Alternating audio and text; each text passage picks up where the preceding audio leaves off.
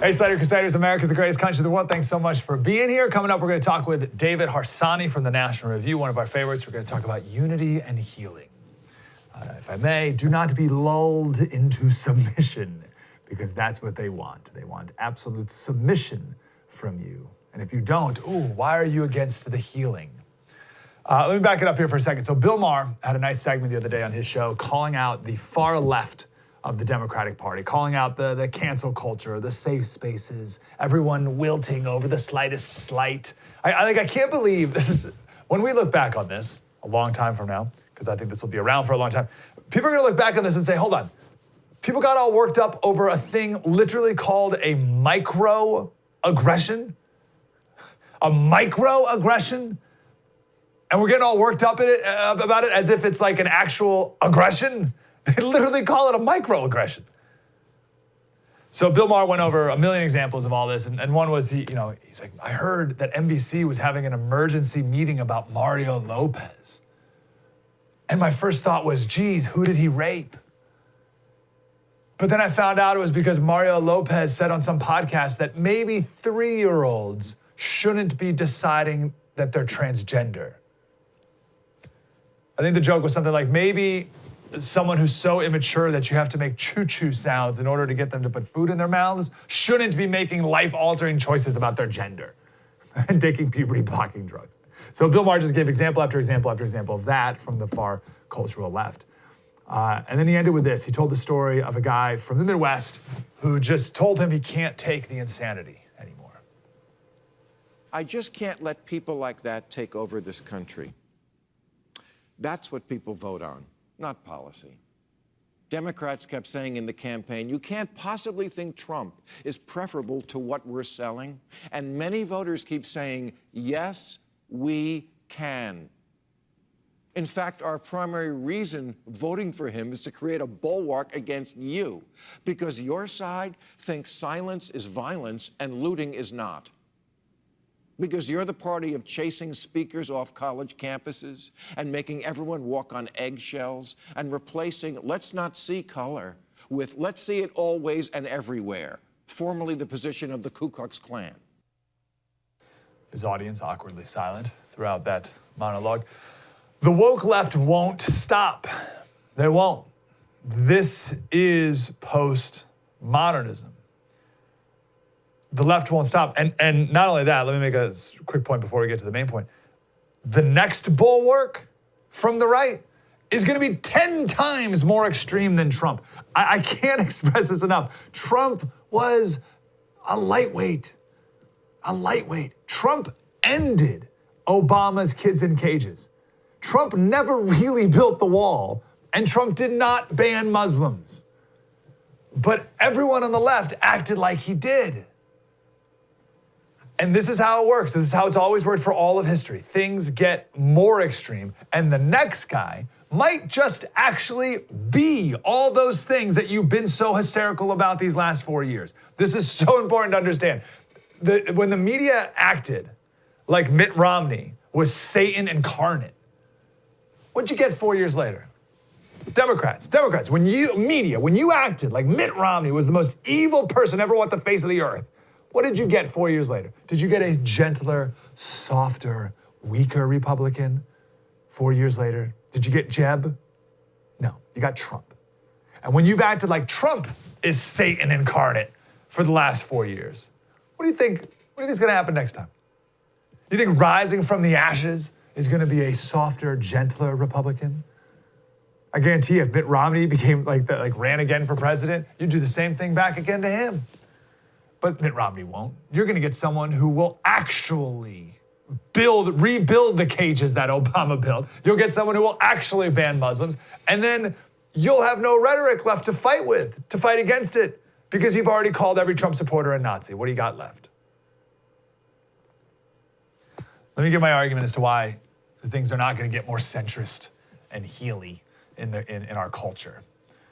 There's a ton of different forces at play, but this is the big one as I see it.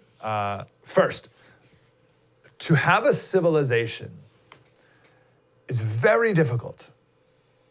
I think we need to acknowledge that having a cohesive civilization, especially a multicultural one, is very hard to do. The default is chaos. Civilization is hard. I was reminded of Romans 1:28, came across it the other day. It says, and just as they did not see fit to acknowledge God, God gave them up to a depraved mind. We'll get back to depraved in a second. And to do those things that are not proper. People have been filled with all unrighteousness, wickedness, greed, and evil, full of envy, murder, strife, deceit, malice, gossips, slanderers, insolent, arrogant, boastful, inventors of evil, disobedient to parents, without understanding, untrustworthy, unfeeling, unmerciful. And although they know the ordinance of God, that those who practice such things, the bad things, are worthy of death, they not only do the same, but they approve of those who practice them. The depraved mind, and then all the things that means. Depraved is adokimos in Greek. It means rejected, to spit out, to loathe. So God just leaves you to it, right? To your depraved, disgusting mind. And that's the natural state of man, right? That's the default. Any civilization that can come out of that is really hard. And it takes intentional effort of generations of people to make it happen. I'll give you just a timely metaphor. Vaccines. Vaccines don't just appear in nature, right? Vaccines are many decades, if not centuries really, of a concerted effort and technological advancement that can even make it remotely possible to even contemplate creating mRNA to make specific proteins to attack the spikes of a virus particle. Like, what are we even talking about here? That is decades and centuries of scientific advancement and achievement. That's hard work. So are morals, so are virtue, and so is character. It's hard to build those up, and it's hard to create a culture around those things. Very easy to tear down. Just to drive that analogy home, could you build a factory that creates millions of doses of the new COVID vaccine? Do you know how to do that? I do not. I have no idea. I wouldn't even know where to begin on how to build a factory to build COVID vaccine. I don't know. Very few people would even. But do you know how to burn one down?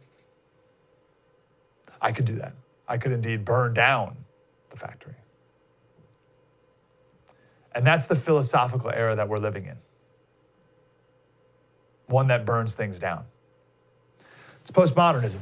Postmodernism says, among other things, there is no truth. There are no standards. There's no standards that there's no standards that are admirable, but there's not even standards that are knowable. Like, there's just nothing. There's nothing can exist. Nothing is good because nothing can even be known. Most people are by default postmodernist. Ignorance is the default of man. So my 2-year-old daughter and my 4-year-old son, they are ignorant on how to behave properly unless we train them on how to do the right things. Like Grace, for instance, our daughter, whenever she sits at the table, her chair is always like askew, and she's never like sitting right. So we've been working just the last couple of days on chair straight, sit up, right? This is how you sit at the table, right? She wouldn't know how to do that. You have to train her how to do that. And the same thing with all of us. That's what civilization is, training you on the right way to act and the right way to think. Postmodernism is training our kids to tear down every traditional thing that exists. And now it's even worse than that, right? So it used to be, here's the right way to do things and think and believe and whatever. Now it was, let's just tear all those things down, right? But now it's even the next step, as Romans 1:32 says. Not only do we do these bad things, but now we approve of those who practice them, right? So now we have a culture that approves and encourages and celebrates the bad things. Does that difference make sense? So here's the good things, and then, let's just tear it all down. And then it's, let's celebrate all the opposite of the good things. This is where we are right now. unless there is a massive cultural reawakening in this country towards traditional values and virtues, which is very hard to do. It's hard work. Unless we do that, our culture is going to get more depraved. And then when our culture gets more depraved, the political extremes will reflect that. Remember, culture is always first, politics reflect it. So culture gets more depraved, and our politics will reflect it. Things are not getting more centrist. The pendulum will swing further and further to both extremes. We'll talk more with David Harsanyi about this coming up in a little bit. Hey, home title theft. This is crazy that this happens. So here's what it is. Someone hacks into the county registrar's office. And there's a lot of money to be made off of doing this. So where there's a will, there's a way. They hack into the county registrars. They forge your signature, which is easy to do because your signature's on the documents that they steal. And they get a quick claim deed. And then they start taking out loans against your home until all your equity is gone. And you have no idea this is happening, right? Like the county's not going to call you up. I mean, the county's not going to call you up and say, hey, was it really you who did a quick claim deed? Like they think you did it. So they're not going to tell you. And you don't know this happened until, I don't know how long it takes until you start getting collection calls. And you're like, what are you? And then at that point, there's nothing you can do about it. They're long gone. How do you prevent this from happening? Home title lock. They monitor your home's title. So if anyone tries to commit this fraud against you, you get a message immediately and you can shut it down. Here's the other thing. Without home title lock, you're the one who has to get all the lawyers and get bogged down in this massive fraud court case. And that's gonna ruin your year, to say the least. But if you have home title lock, they will cover up to $500,000 in lawyer fees. And then you have their entire team to fight. Because it's gonna go to court. And now you have their team to help fight. And this is what they do all day, every day. They're going to win, right? So you just let them handle that for you. That's a massive relief. So you catch it early, and then they'll cover you in court. HomeTitleLock.com. So you go there right now, and you can register your address, and you can see if you're already a victim. Yikes. And then you can use the promo code RADIO for 30 days of free protection. This is just part of the deal of owning a home. HomeTitleLock.com. Spread the word.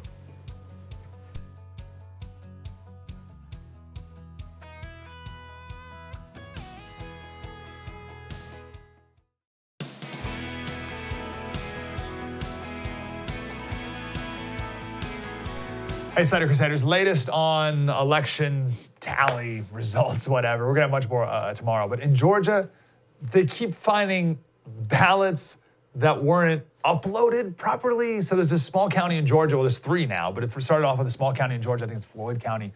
And it was like, I don't know, maybe like 2,000 ballots, and Trump ended up gaining 778 votes about it all. And they did this with now 3 counties. But it's just like the weirdest thing. So this is from the Hill. The ballots hadn't previously been included in the state's unofficial tally because they hadn't been uploaded from a ballot scanning machine's memory card. What? Like, do you see, and I know we've talked a lot about this lately, but do you see all the breakdowns in the system? What is this memory card? Some of them aren't uploaded? And how would you know if they're not uploaded? How would you know if they are uploaded? Where are they? Who has access to them? Where do you upload them? Can other memory cards just be added into the mix? Like, are they just like thrown in a big pile? Like they take them out of the tabulation machines and put them in a pile and then bring it? Like, what is this? What is this? What is this ridiculous process? And how do they just like stumble upon it? How do they know they didn't include it? Right, you with me? Like, what a weird process. Listen, if nothing else, we need to completely burn it to the ground and start from scratch every single thing about how we vote and how we count ballots in this country. But we won't. We won't, because too many people need to CYA. Too many people in government here, and this is just what happens in bureaucracies. In Georgia, there's too many people who advocated to spend $100 million on the current voting system. They're never going to admit that they were wrong. And even the Republicans in charge of Georgia, they're never going to admit that they oversaw a fraudulent voting system. And we're just going to double down and keep doing the same things over and over and over until no one ever believes the election results anymore. And that's going to be just great. In France and Canada, they have paper ballots day of. They count them right there in front of everyone who wants to watch. You want to watch us count the ballots? Great, let's do it. Come on in. We got 2 people here. We're counting the ballots by hand. We call it out loud. You can watch, you can observe. We write down the votes. Boom. And listen, it pains me to say that we need to be more like France and Canada in any way ever. But can we just learn something from them on elections? But we're not going to. We're just going to make it way, way, way too complicated and ridiculous, and then just have memory cards pop up out of nowhere. Crazy. All right, we'll do more election stuff tomorrow. Let's take a second and talk about this idea of canceling student debt. So Biden and Chuck Schumer and whatever, they're talking about canceling $50,000 in student debt just by executive order like that. And the left loves it, obviously. Well, anyone with student debt loves it, quite frankly. A couple of facts here, though, just to get your perspective right. What percentage of Americans do you think have 4-year college degrees? What percentage of Americans have 4-year college degrees? If you asked me, I'd say 70, 75% have 4 years college degrees. It's only 34%. So the 66% of Americans without college degrees would be bailing out those who do have them. That makes no sense. And then even when you think of people with college debt, with student loan debt, 56% of it comes from graduate school, masters, doctorates, law school, med school, 56% of it. So I went to a 4-year school, but like, why would I be paying for someone's graduate school, like master's degrees and whatever? Like, no, like I'm not, there's no way that make any sense. The biggest problem with this is it doesn't solve any of the underlying issues as to why college is so expensive in the first place. In fact, it would make it even more expensive. This is the ultimate moral hazard. It may be one of the biggest moral hazards ever in American government. So the auto bailouts, that was like the other biggest moral hazard. I think the auto bailouts were like 20 billion or something. I remember looking back on that in 2008 or whatever. It was like that crazy amount of money. And Elizabeth Warren's student debt plan is 1.25 trillion. Right? So like we're like orders of magnitude larger of a moral hazard here when it comes to student debt. Real quick, 30 seconds on why tuition's so expensive in the first place. College tuition's never increased, forever. You go back to I did an analysis once on tuition at Yale University. It goes back to 1701. Tuition was pretty much the exact same forever. It went up a little bit maybe in the 1900s, like a little bit adjusted for inflation. And then like 1950s, it went up a little bit. And then it skyrocketed. More than any other thing that literally that you can buy. It just through the roof. Exactly when politicians said, vote for me and I'll make college more affordable. It's a new phenomenon. Why? Colleges, let's say college tuition's $5,000. A politician comes in and says, vote for me, I'll make college more affordable. So like, oh, let's vote for that guy. So they give you student loans. And now the university says, okay, we'll just make tuition $10,000. Because this person now has a free $5,000 loan, and we know they could afford $5,000, so now it's $10,000. So then the politician says, vote for me, I'll make college more affordable. They give you a $10,000 loan. And now the university's like, well, let's just make it 20 grand now. And they just keep doing that until the university's like $60,000 a year now at some of these places. That's why tuition is so expensive. And then, of course, it goes to pay for diversity czars. And also, there was some school, I forget which one, they just hired a new diversity czar person, whatever, $240,000 a year. $240,000 plus a car allowance and all this other nonsense. Right? So that's why tuition is so expensive in the first place. So doing this doesn't do anything to fundamentally change that system. If anything, colleges will just increase their tuition even more now. And people will take on even more unwise debt because they think, well, normally I wouldn't take on this $100,000 in loans, but maybe one day a Democrat will take office and just forgive it all and just cancel all of it. So yeah, let's just take it. I'll just take the debt. I'll pay the minimum payments forever until some Democrat takes over and cancels it. That's a moral hazard. It's encouraging you to make a really bad decision. And this entire time, who benefits from this system that's been created? Students haven't. Parents haven't. They're just saddled with debt now. Who benefits? The politicians who get elected, promising to make college more affordable, and it never is. It's going the opposite. More than anything, it goes the opposite. And then the universities. They just pocket the cash. They just take the cash. They love it. They pocket the cash, they put it in their massive endowments, and then they teach kids to hate America. Like, what the heck is wrong with us? Here's the bigger problem. And this is why I bring this up. And part of me almost wants the Democrats to move forward with this so that people can wake up. It's called the chump effect. The chump effect, not the Trump effect, the chump effect. So if you remember back in January, which seems like light years ago, Elizabeth Warren had a campaign event in Iowa. And she was talking about her $1.25 trillion plan to pay off student debt. And some dad came up to her at the event, and here's the video. I just want to ask one question. My daughter's getting out of school. I've saved all my money. She doesn't have any student loans. Am I going to get my money back? Of course not. So you're going to pay for people who didn't save any money, and those of us who did the right thing get screwed. No, it's not anybody got screwed. When we Of started course we did. My buddy had fun, bought a car, went on vacations. I saved my money. He made more than I did. But I worked a double shift, worked extra. My daughter's worksheet is 10. So you're laughing. Yeah, that's exactly what you're doing. We did the right thing, and we get screwed. I appreciate That's it. all right. Maybe that one of that part was hard to hear. The most important part was, so you're going to pay for people who didn't save any money, and those of us who did the right thing get screwed. His reaction there was what someone does when they're made to feel like a chump. This is James Meigs. He said, people feel like chumps when they believe that they've played a game by the rules, only to discover that the game is rigged. And not only are they losing, they realize, but their good sportsmanship is being exploited. The players flouting the rules are the ones who get the trophy.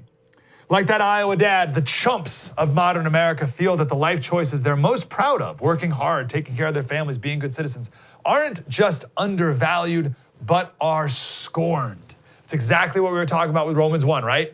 It's like the exact point of the last segment. Like, we built a society that did good things, and then we tore it down, and now we have a society that celebrates the opposite of the good things. It's the same thing here, right? So you not only used to have like families doing good things, making wise decisions, and then we tear that down, and everyone's making bad decisions, and now those are the people who are celebrated and encouraged and bailed out, and the people who do good decisions are laughed at for being a chump.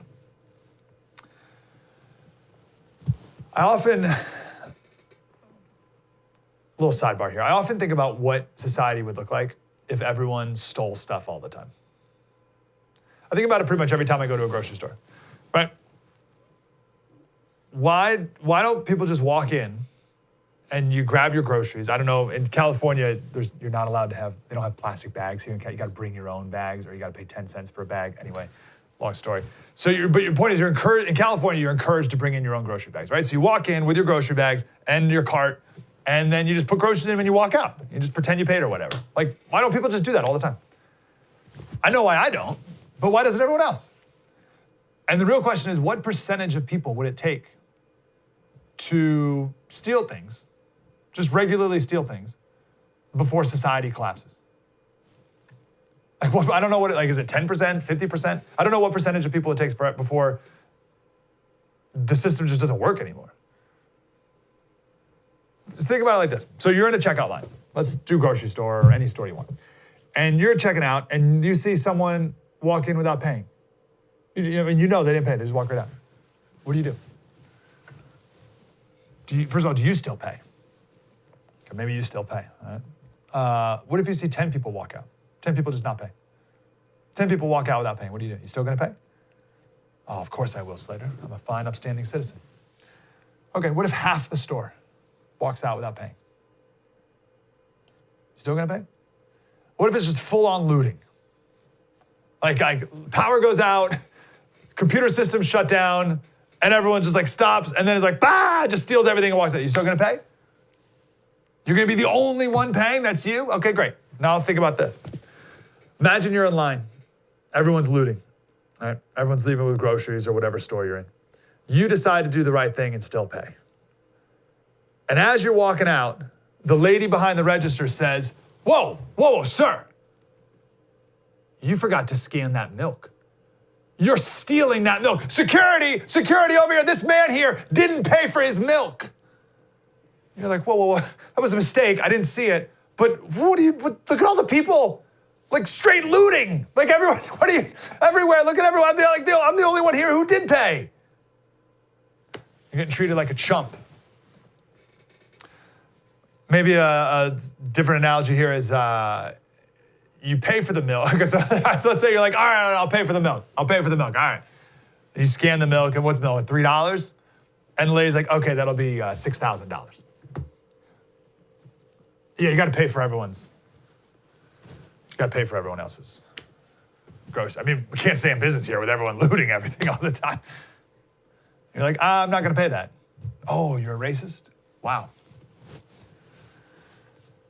So here's the deal with people that are treated like they're chumps. They're good people. They're people who don't like to make a fuss. They're people who put their head down, play by the rules, don't speak up about things, aren't very political. They're people you don't want to tick off. There's a guy on the left, he's a professor at University of Pennsylvania. He's like a writing professor. He said, I think Democrats are wildly underestimating the intensity of anger that college loan cancellation is going to provoke. Those with college debt will be thrilled, of course, but lots and lots of people who didn't go to college or who worked to pay off their debts, it's going to be bad. I've always wondered what would spark a second civil war. We're going to have a second civil war. It's just a matter of time, right? I love the people who are like, we'll never. We already had one. It wasn't that long ago. And this is what countries do, right? Countries have civil wars. For all of history, countries have civil wars. Every country has had multiple civil wars constantly. We're just a new country. We've only had one. We're going to have two. I'm not saying it's going to be tomorrow. And I'm not saying it is this issue. Don't get me wrong. I'm not saying it's this. But it's going to be something like this. Because not only is this a lot of money, right? $50,000 or something like that. It's the injustice of it. It's the chump effect. That's what's going to spark it. Something that makes people feel like chumps. Something that makes people wake up and say, wait a second. I play by the rules, and I got punished for it. And that guy over there broke the rules and got rewarded? I don't think so. That's what drives people into nihilism. That's what's going to spark it. Nihilism is like nothing's sacred anymore. And when nothing's sacred anymore, that's when things go to pot fast. So that being said, do you think we're going to have a rosy future in this country? We'll talk with David Arsani next. Do you believe all this healing from the left? They talk a big game about healing. You think that's where we're really headed in America? Or do you see more chaos, more uncertainty, more lockdown orders? Economically, trillions of dollars of COVID relief bills. Like, I think, what have we had? We've had like 3 bills. I think more coming. Fed's printing money endlessly. You heard the Prime Minister of Canada the other day talk about a great reset. All right, this is the new rallying cry from the left, the great reset. All right, this is their plan to usher in these massive New Deal programs. The only, and I mean this, the only good thing about all these programs is it's going to make the price of gold go up. Like that's it. That's the only good thing about it. They call it the Great Reset. And they can screw it all up, and they will. But they can't hurt the price of gold. They can't make gold something of no value anymore. It's been something of value for thousands of years. So Patriot Gold Group, give them a call. Any questions you have about owning gold yourself. It's still an amazing concept to me that you can just call them up and they mail it to you and you have it. It's the easiest thing. I had a ton of questions before I bought gold and silver. Maybe too many questions. I bet I annoyed a lot of the people that I talked to over there. But they're wonderful, super patient. And I just wanted to make sure that it was a good thing for me and my family, and I was convinced. Which is why I'm telling you to think about doing the same. A+ Better Business Bureau, 4 years in a row. Consumer Affairs 5-star rating. #1 gold IRA dealer from Consumer Affairs. So for me, bottom line, if you think there's underlying problems with our economy, and if you think the value of the dollar is going to go down, and if you have a hard time feeling all the healing, buy gold and silver. Patriot Gold Group, 1-800-798-4260, 1-800-798-4260. Real life human beings going to pick up the phone right now. PatriotGoldGroup.com. Spread the word.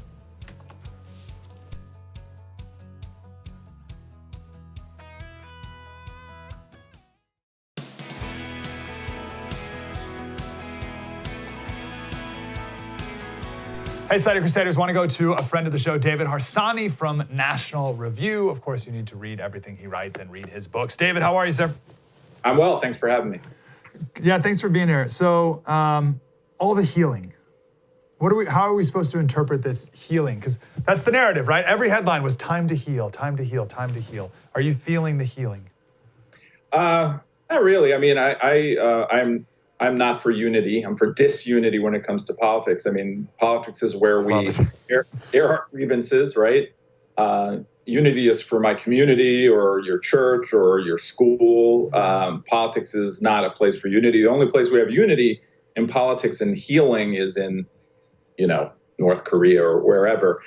I also find it very amusing that every time a Democrat's elected, we must heal and unite, which, when Donald Trump was elected, not a single person, wanted to unify. And that's fine. This is politics. I find it very therapeutic to disagree with people. And I find it very therapeutic not to be liked by people who believe in things that I don't. And that's how we do it in America, I think. I don't feel like I need any healing in the political realm. That's such a great point. Yeah.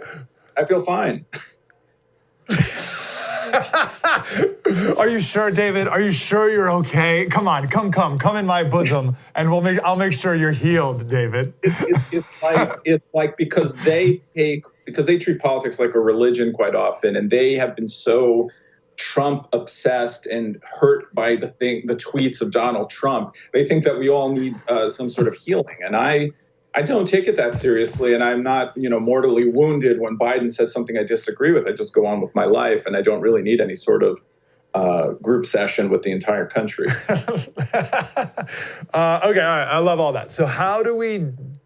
I love I love questioning the premise of unity. Be like, no, I don't want unity. I want disunity. So how do we disunity well? Well, we do it peacefully. We don't go cold cocking people in the street, and we don't, riot, and we don't burn down department stores and loot. It's some of the things that we don't do. We have our discussions here or wherever, and we argue about it. And then we have elections, different kinds of elections, diffusing democracy and so on, so that all the country can participate. And then we decide what our policy is going to be. And sometimes we can't agree. And when we can't agree, the organic way that we deal with that is called gridlock, and we don't pass things, and we let states do their own thing. And these are the sort of the manifestation of our process that Democrats quite often don't like. They want Washington to rule over the country. They want to get rid of states. They want to have direct democracies because they don't want to have a debate, because now they think they have the upper hand. That's not how it works. And I think that the frustration boils over for them, and then they pretend that they all want to unify and move forward. Michelle Obama had the greatest quote about how, 70 million people still voted for chaos and hatred and so forth. And we must reach out to them and explain to them the things that they need to believe for us to unite. I'm paraphrasing, but basically that's what she said. As because we're just idiots, and we need to be told what the right way is, as if Michelle Obama is the high priestess and etc. It doesn't work that way, thankfully. I feel like conservatives, and correct me if I'm wrong with this thought, but that we're always on the defensive with everything. And I don't even know as a conservative what being on the offense even looks like. And this is culturally and politically, I guess. But what do we do in that regard? Because I heard this great line the other day. Someone said, if only the millionth conservative, if only the millionth Republican will highlight a Democrat hypocrisy for the billionth time, then true liberty will be achieved, right? So I'm sick of always reacting to everything the Democrats do. What do you think of that? I take a bit of a contrarian view on that. I think that I'm not very much for things. I think government already does way too much. I'm against things. I'm against more laws. I'm against more reform. Reform to me just means a big law that's going to suck. So I'm fine. The Congress that from 2010 to 2016, right, that stopped Obama from doing anything, they were disliked by a lot of people. A lot of conservatives said they didn't do anything, but they did plenty. They stopped the march of socialistic policies and left-wing ideas. And for me, that's a huge victory, because being a conservative means preserving, right? And I wouldn't say that I'm a I'm a classical liberal, not a classical conservative type. I'm a bit libertarian on stuff. But for me, stopping government is proactive, right? It is the thing I want to do. But you're right. I mean, we're pointing out, hypocrisies and this and that. It's a tough position to be in because people judge things by the acts that it takes, the forward progress that it makes. I think that that's in itself sort of a problem. Government does too much. But I get what you're saying. I don't really have a solution for that because, it's sort of how it's sort of the template of the world where conservatives are always on defense. Yeah, and I'm totally with you, and I think we're on the same page with this. But I just wish, since Reagan campaigned on getting rid of the Department of Education, right? I mean, it's what are we doing here? We still can't do these kind of things, even as conservatives. So that's frustrating. And if you dare suggest such a thing, then you're totally off your rocker. How do we? Go ahead. Just one quick thing. I think what the main problem there is that the left frame the debate all the time, and we allow them to frame the conversation. We talk about the things that they want to talk about. So I'm with you in the sense that I think that conservatives need to push to talk about things in a different sort of way. But it's very difficult when you have the schools and the media and et cetera, framing how we talk about issues. The ability for the media to frame and control what you see and don't see is such a wild phenomenon to see in real time. Do you have any thoughts on that? I mean, the Hunter Biden one is just one example. Obama's memoir came out, and I didn't know he smoked. You know what I mean? There's no pictures of Obama smoking. And it's what? He's smoking a pack a day. But they can show anything they want or not show anything they want and dismiss any voter fraud charges that are going on now or highlight any voter. There's so much power. What do you say about that, and can we get around that? I have a lot to say about that. I mean, here's an interesting thing. So then I just saw this morning that NBC a few months ago, Donald Trump had said that we're going to have a vaccine by the end of the year, and there's a fact check which says no. Experts say this is impossible. He's being ridiculous. So they control the entire, I hate to use the word, but narrative, and they control the entire conversation, and they decide to now what facts are and aren't. And the only way around this is to create your own institutions. I mean, you're not going to change the culture. Even when I worked at a pretty big newspaper in Denver for many years, the culture there was left wing. Now, a lot of it is propelled because people see the world, or reporters see the world through a certain prism, and that's how they're going to view the world and talk about it. But a lot of it is just bias. But now we're past bias, right? Now we're into activism. I mean, CNN, MSNBC, NBC, ABC, all activists. So the only way to deal with that, I think, is to start your own, like what you guys are doing. Start your own media organizations and try to push back. I was comforted in the fact that so many people, more minorities voted for Donald Trump, more Latinos, more, everyone, because it shows that the media actually probably has a waning effect and on elections and on people. So I think that that's a good thing because they're not really a free press anymore. They're a Democrat activist press, and it's fine, they can do that. But I think that the only way to deal with that is to have your own institutions, which are very difficult to build, but can be done. Yeah. Last question, and this is tough for a minute, but how can we and should we separate bad policies and bad people? Right. I feel like there's a lot of connecting those two. Like you believe a bad policy, therefore you're a bad person. I know progressives do that on conservatives. Should we do that game back, or is that an unhealthy thing to even do in the first place? I think it depends on the person and what bad thing they've done. I mean, I've written this, so it's not a secret, but I would vote for a sociopath who believed in low marginal tax rates over a socialist any day. Was a great family man. I don't really care about your personal life. It's a transactional relationship for me. Politics is not a religion. You're not my pope. There are, of course, limits to that. Because how you conduct yourself in the world says a lot about how you would conduct yourself in politics. So, someone like Bill Clinton, who generally I liked as a president, his personal life showed that he was reckless and irresponsible, and that is something you don't want in a president. So it's difficult. But Barack Obama seems like a good family man and all that. I think he's one of the worst presidents we ever had. So, I would vote against him every time, and I'd probably vote for Donald Trump, So I don't know. Should we do What it about back? that? What about that? Well, what about that question as it relates to like friends and neighbors and people in our community? I hate that Don Lemoning of America. You know, I'm friends with liberals. I live in liberal areas, always have. I don't judge people in that way. We argue sometimes, or we don't talk about politics, but that's an un-American thing to do. To live your life like that is un-American. And I think a lot of progressives, and maybe conservatives as well now, view your political and partisan views as sort of your, your faith. And that's a big problem because it's not who you are, it's just who you vote for. You could change your mind tomorrow, right? I could be for something and tomorrow not for it. So someone can convince me to vote differently. I hate when I hear that friendships or these families are torn apart over politics. I mean, you do what you want, but I try not to live my life that way. But I have to say a lot of people have stopped talking to me in the past few years over politics, and that's their loss. Just kidding. Yeah.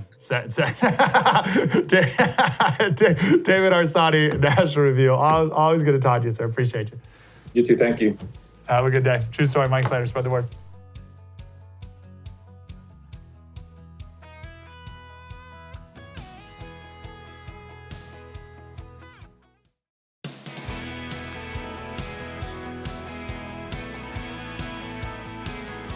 Hey, Slater Crusaders, want to go to one of our friends, the Leo Terrell. And that's where you can find him on Twitter, the Leo Terrell, and also website, theleoterrell.com. Leo, you look young, you look healthy, you look excited for Kamala to be the vice president. You look healed, Leo. You look healed. Well, I'll tell you right now, first of all, Kamala Harris, respectfully, is a disaster to be the vice president. I was against her from the word go. She did a disservice to the state of California, and she's a disappointment. So, no, Kamala Harris is not my choice for being VP, especially being one heartbeat away from the highest office in the land.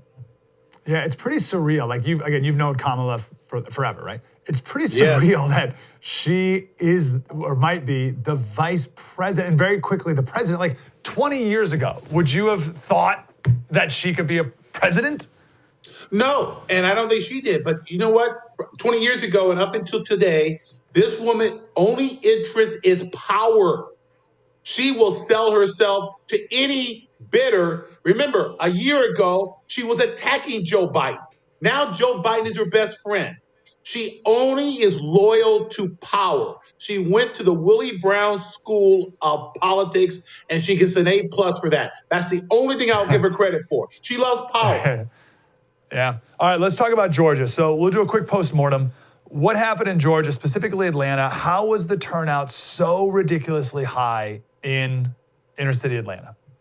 Well, I'll tell you right now, I'll give the Democrats credit for boosting let's say, voter registration. I'm calling into question as we speak. There's been some discrepancies regarding ballots that haven't been counted.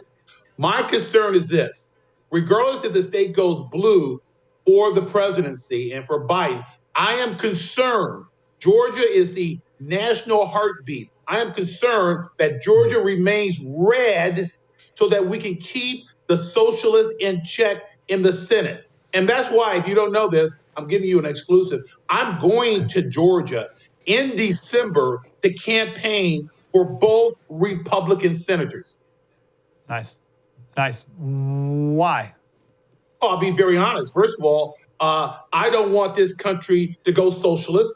I don't want this country to pack the court. I don't want the Green New Deal. I don't want legislation to defund the police. Look, Joe Biden is an empty suit.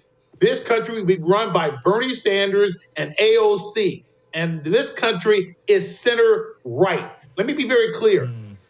Donald Trump may not win this election. 73 million voters fell in love with Donald Trump. I fell in love with Donald Trump. And more importantly, the reason why I'm a Republican, Donald Trump has reorganized, has changed the image of the Republican Party. More blacks, more minority, people of all colors voted for Donald J. Trump. I can't, you talk about Georgia being the heartbeat of the country. Like, it's so surreal to have Georgia be even a purple state, let alone potentially moving towards a blue state. Like, when I think Georgia, I think country boy, red is red, like NASCAR. Like what are we talking about here? with Georgia being controlled by Atlanta. What do you know about that? Well, let's give you some factual history. I mean, it was Carter won that seat, but that was 40 years ago. Clinton won Georgia in the 90s, but the trend was set in 2016. Hillary only lost Georgia by 6.5 points. So it was trending blue. The key here is this. That state could be a possible purple state. But deep in my heart, I believe it is still a red state. And it's going to be reflected in January with these 2 senatorial seats. There's people coming from out of state to Georgia because it is, again, the heartbeat of this country right now. It controls the Senate. I am going there. So I am telling you right now, I am making a prediction on your show. Those 2 Senate seats will remain red. Yeah, and that'd be amazing. Are you encouraged by a breakdown, it seems, of voter blocks, like minority voter blocks, Hispanic, Muslim, gay, twice as many gay people voted for Trump than before? Are you encouraged by all that? Oh, I'm telling you, Mike, this is the reason why I'm a Republican. Look, no one expected at the beginning of this year that Leo Terrell would vote Republican and vote for Donald J. Trump. I'm a civil rights attorney. I've been on the left, but the Democrats play racial politics, and I got sick of it. And when Joe Biden said, and I told you this before, you don't vote for me, you ain't black. And then you got Barack Obama, Michelle Obama, they're doubling down, I'll tell you right now, on the race card. And I'll tell you why. Because Donald Trump and the Republican Party has made inroads with people of color. And that is why they're playing the race card heavy, pure racism on the left. And it's not working. Will they keep doing it? Oh, let me think about that. Yes. Barack Obama's book last week. Michelle Obama gave an interview last week. I want to be very clear. The Democrats are worried that minorities, people of all colors, are going to the right. Issues like school choice, defunding the police. Look, there was no blue wave. They almost lost the House. The Republicans made great inroads, and Donald Trump got 73 million voters. I don't think 73 million voters think he's a racist. And a civil rights attorney voting for Donald Trump has changed the Republican Party. And I want to be clear, I am proud of Donald J. Trump. There's a lot of good things that could come out of a Trump presidency, and Supreme Court's one and other things too, but maybe one of the biggest could be, hopefully, once and for all, an end to voter blocks, the black vote, the Hispanic vote. We got to get past that in this country. Oh, I agree with you 100%. I mean, it's the racial identity politics that the Democrats need because their party is based on racial identity. Donald Trump has said, you know what? If you want economic freedom, if you want to move up, you want to get government out of your life, come to the party. And I got news for you. Those numbers of people of color, they drifted to the right because Donald Trump offers it. Let me be as clear as possible. School choice, a First Step Act, funding historical black colleges. Those are economic issues that blacks are attracted to. And let me be clear. School choice is the new civil rights issue. It's the only way to break the poverty cycle. The Democrats and the teacher unions, they want to keep people of color in poor public schools. Before I became a lawyer, I was a school teacher. Oh, is that right? Next time you come on, Leo, let's talk more about that, because that's it. That's what conservatives, Republicans need to grab onto more than anything. It means to be the number one. When you think Republican, you think school choice. It means the number one thing conservatives do moving forward. Number one issue. Wow, I'm with you on that. Let's talk more about you being a teacher in the past next time we chat. The Leo Terrell, Twitter, and theleoterrell.com. You're the man, Leo. Appreciate you. Appreciate it, Mike. Let's not make it so long next time. I agree with that, brother. True story. Mike Slater. Do it tomorrow. Spread the word.